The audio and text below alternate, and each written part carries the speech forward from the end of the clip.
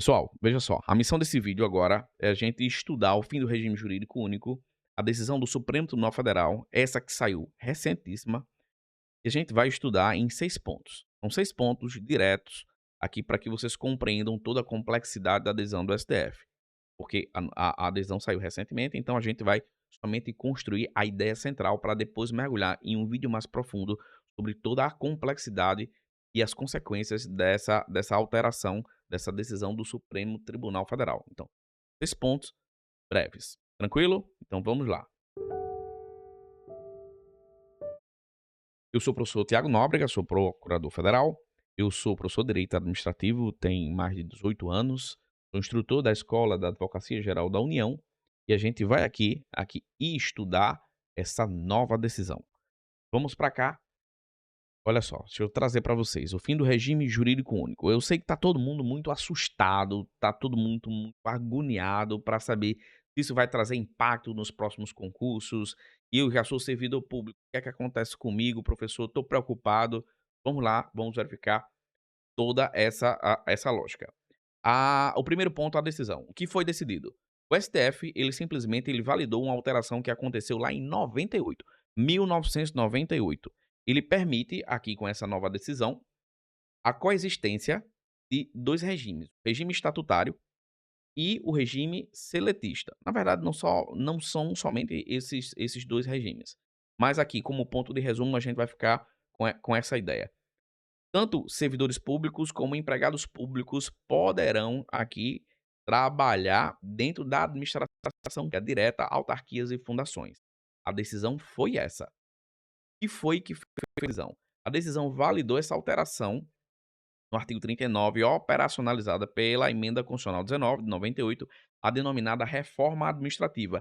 Essa reforma administrativa foi aquela mesma que acrescentou o princípio da eficiência dentro do artigo 37 e também aumentou o prazo de estabilidade do servidor público de 2 para 3 anos. Ela trouxe no artigo 39 modificações importantes, que foi essas daqui, ó. Veja, a redação original é essa daqui que está à sua esquerda.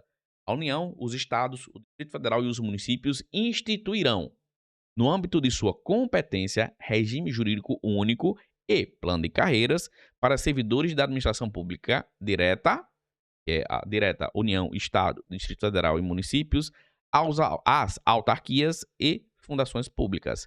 Então, esse regime jurídico único, ele significa dizer o seguinte: para ingresso na administração direta, autarquia e fundação, você só poderia ingressar pelo regime estatutário, seja servidor efetivo, que estava submetido a concurso público, seja servidor comissionado, livre de nomeação e exoneração. Então, o regime jurídico único, o regime estatutário, eh, criado e permitido pelo artigo 39 na redação originária, era absolutamente esse.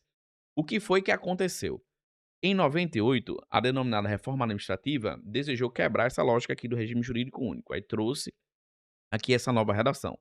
Veja só, a União, os estados, o Distrito Federal e os municípios instituirão Conselho de Política de Administração e Remuneração de Pessoal, integrado por servidores designados pelos respectivos poderes. Então, veja, que ele não diz que o regime jurídico único ele foi extinto, ele apenas não faz referência abrindo a janela de possibilidade para a coexistência de regime estatutário, que é o regime da Lei 8.112 na esfera federal, o regime seletista e qualquer um outro que a administração eventualmente deseje criar. Então, aqui é o primeiro ponto da decisão.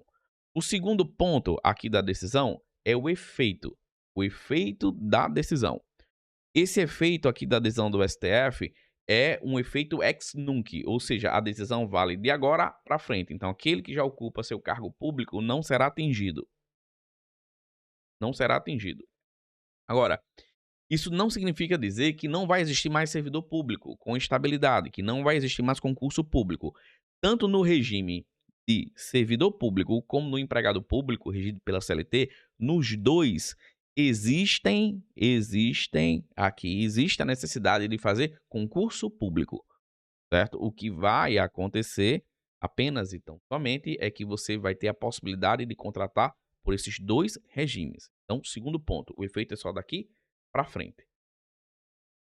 E novas contratações pela CLT.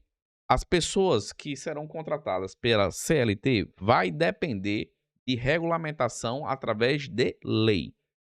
O STF, ele apontou que depende aqui a estruturação dessa nova possibilidade de lei. E a lei aqui depende de iniciativa do presidente da República na esfera federal, do governador do estado ou do Distrito Federal nas esferas estaduais ou distritais e do prefeito municipal na esfera municipal. Então, nova contratação via CLT vai depender de modificação da legislação aqui, tanto das carreiras, dos planos de carreira de modo geral, bem como aqui a criação de uma nova lei, dando essa possibilidade de contratação via emprego público regido pela CLT. Então, ponto 3, as contratações elas podem ocorrer, mas dependem de lei de iniciativa do chefe do executivo. Ponto 4, aqui, a manutenção da estabilidade. Veja, o STF com essa decisão, com o fim do regime jurídico único, ele não afetou integralmente a estabilidade do servidor público. Isto porque tem algumas carreiras, que são as chamadas carreiras típicas de Estado, que não terão aqui alterações com relação à hipótese de contratação. Poder Judiciário, Ministério Público, Defensoria Pública, Polícia, Auditoria, Procuradorias continuarão aqui a ser servidores públicos com estabilidade. Então, aqui o STF apontou que carreira típica de Estado, nada muda. Nada muda. Então, ponto 4, manutenção da estabilidade.